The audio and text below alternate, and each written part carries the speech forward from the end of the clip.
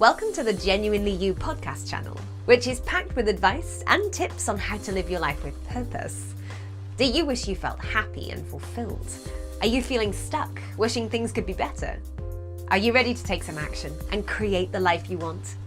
To start living an empowered life, you need to recognize and make full use of the power and freedom that comes from being genuinely you. Your host is Gina Gardner, a #1 best-selling author whose whole life has been about supporting people to achieve personal empowerment, helping people just like you recognize that they can. Stepping into your power. The principles are the same both personally and professionally. The quality of your life is entirely determined by the quality of your thinking. Surprisingly few of us actually give any attention to the way in which we think, and there's a really good reason for that. Research has demonstrated that for most of us, most of the time, we think in habitual patterns for about 95% of the time. Our thoughts actually bypass our conscious minds entirely. Something happens and it can trigger an automatic response. And this is particularly true when you look at relationships and the way in which people speak to one another. Somebody will say something, and it's not the actual words, but it's the tone that people use that actually creates a reaction in the other person. It triggers something usually from much earlier in their life, and they in turn bite back. And before you know where you are, there's a disagreement or an argument that nobody knows really what it's about. So just think about how often you allow your thoughts to be just that, just habitual, and that you don't actually engage in the way in which you think. To be truly powerful, you need to think and act mindfully, to make conscious, informed decisions.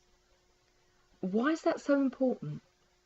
Well, our beliefs generate our thinking, and our thinking generates emotions, and these in turn generate our actions. And if those are done without any actual clear thought, then just think about the consequences of that. Now, the beliefs underpin everything, and those beliefs can be either empowering or disempowering. It's our beliefs about ourselves and the world we live in that are so often created when we're very young. And once they're installed, because we always look for evidence to demonstrate that they're real, those beliefs become more and more entrenched when they were often created by a chance remark said by a parent or a teacher. So those beliefs can stay in place for years and years until we challenge them. I've studied countless people who've stepped into their power, and as a result of that, they're extremely successful.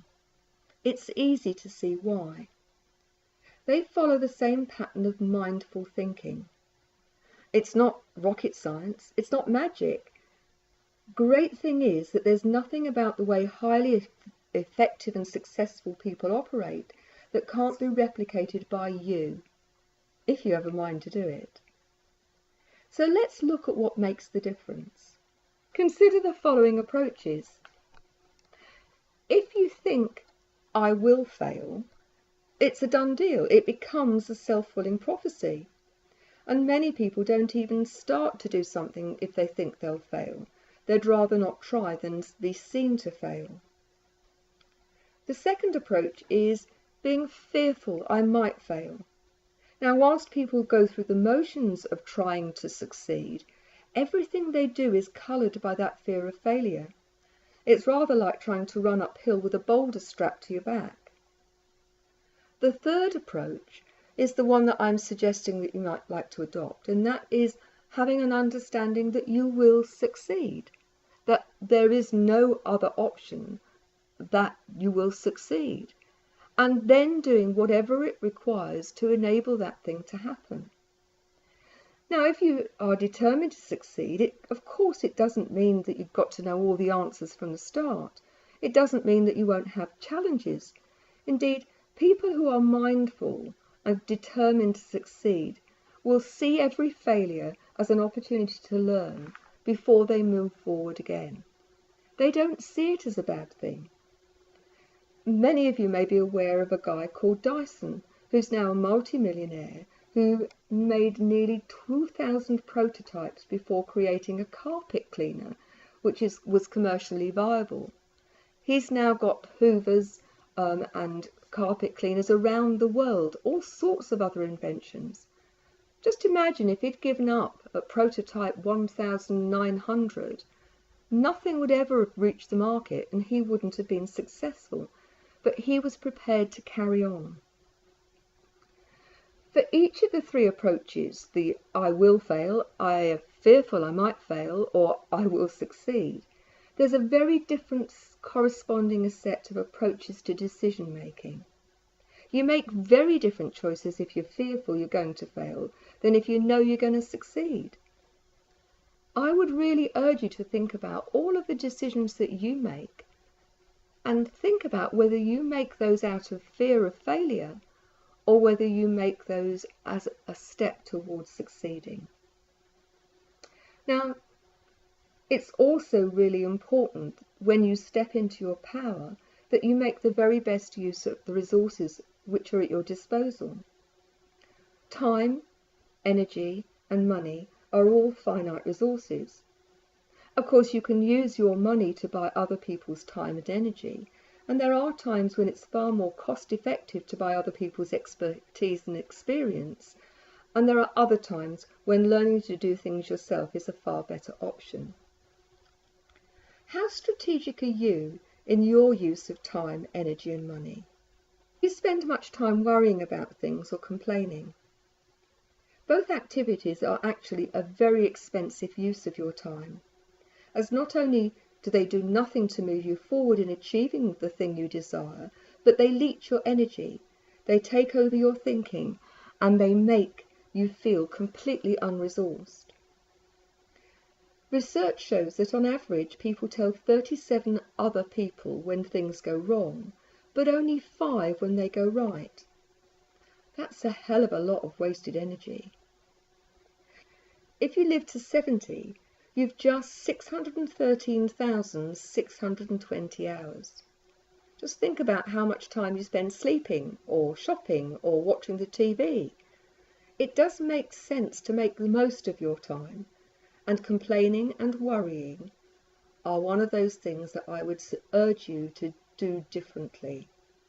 Worrying's like sitting in a rocking chair. It uses lots of energy, it takes up time, but you don't actually go anywhere. Successful people who've stepped into their power make as many mistakes as the general population. Actually, the reality is they're probably likely to make more mistakes as they generally procrastinate less and they give things a go. They're prepared to take more risks. So what is the real difference between people who are successfully living an empowered life and those who are less so? Some may think it's all down to luck. I'm reminded of a famous golfer who once said, "It's funny, the more I practice, the luckier I get." Success is far more about the quality of your thinking, the level of your activity, and your general approach than it is down to whether you're lucky or not. But they have done a lot of research about luck, and interestingly, the difference between lucky and unlucky people is that lucky people believe that they are, and as a result they're looking for more opportunities. So rather than seeing yourself as unlucky, open your eyes and choose to look for the opportunities, and you will find that luck will come your way. When you own your power, it's easier to be more optimistic about life, and when you expect a good result, it's far more likely to be successful. Stepping into your power means having clear goals, being definite about what you want to achieve and why that's important to you. A sense of clarity is important. If you don't know what you want and why it's so important to you, it's much more difficult to plan how to achieve it. Successful people, people who have stepped into their power, aim to achieve their goal or something better. They celebrate each achievement along the way, and that gives them the impetus to keep going. They adapt their plans as necessary. They're resilient when things go awry. They're enthusiastic. They look for solutions rather than dwelling on the problems they encounter. They have a sense of perspective which helps them keep the end goal in sight. Crucially, empowered people take action, but they do it in a very specific way. They're proactive rather than reactive. They make active choices in the knowledge that in many circumstances it's only hindsight which will reveal whether the decision was good or not. Very often the decisions we make are not right or wrong, they're simply different. It's like taking a journey from London to Glasgow. You can fly, take the train or coach, drive a car, ride a bike or walk. Every decision has consequences in terms of the time taken and the cost financially and physically, but they all get you there in the end. Remember, life is not a spectator sport. You can choose to sit on the sidelines, but if you do, you'll experience a very different quality of life to if you choose to take a full and active part in things. Stepping into your power requires you to take consistent action over time, rather than make the grand gesture which then fizzles out as soon as things get tricky. Think about how many people join a gym after Christmas because they want to lose weight. They make it one of their New Year's resolutions. They buy the membership and they buy all the gear. They go on the first visit and go for it, all guns blazing. As a result, they can hardly move, their bodies complaining, they're stiff and full of aches and pains for several days. Because it was so challenging, people then stopped going to the gym altogether. The successful approach would be to start with a short program in the gym, one which leaves you tired but able to move. Then you'd be able to keep going to the gym over the coming weeks and months, building up the program as you develop stamina and strength. And the same principles to this hold true in every aspect of life. You are the author of your life story, so why not give yourself the part of the hero or heroine rather than the victim? Life can be incredibly challenging, but it's not the challenges which define you. It's how you react to the challenge that makes the real difference. When you learn to focus on what you can do rather than what you can't, life becomes very different. I've been a wheelchair user for several years. I've learnt to walk twice as an adult. It would have been very easy to give up and focus on all of the things I couldn't do. But by focusing on what I could do, I ran a successful school and I now run a highly successful business. Be creative about finding a different way to achieve what you want, if necessary. And my experience is that often the alternative route has real bonuses to offer. When things go wrong, look for the learning which comes out of it. That's the real gift. Just as in Marianne Williams' poem, give yourself permission to shine. If you're unfamiliar with the poem, you can find it on my website. Learn to be more childlike rather than childish. Be playful and curious. You'll find lots of free materials on my website if you'd like more information about any of these things. Remember, being powerful requires courage, the courage to be vulnerable and to step out of your comfort zone. The interesting thing is that for anything that you do, you only need about 20 seconds of real courage, because by the end of the 20 seconds, you'll have passed the point of perturbation. That's when your comfort zone moves across the point of really worrying into, I can do this. Your comfort zone then expands. So finding courage for 20 seconds isn't such a big ask as finding courage for life in general. Remember the next 3 rules. They're very simple. If you don't go after what you want, you'll never have it. If you don't ask, the answer will always be no. If you don't step forward, then you'll stay stuck in the same place. So, when you're in alignment with your core values in life, it makes your heart sing and your soul fly. Fulfillment then becomes possible for you.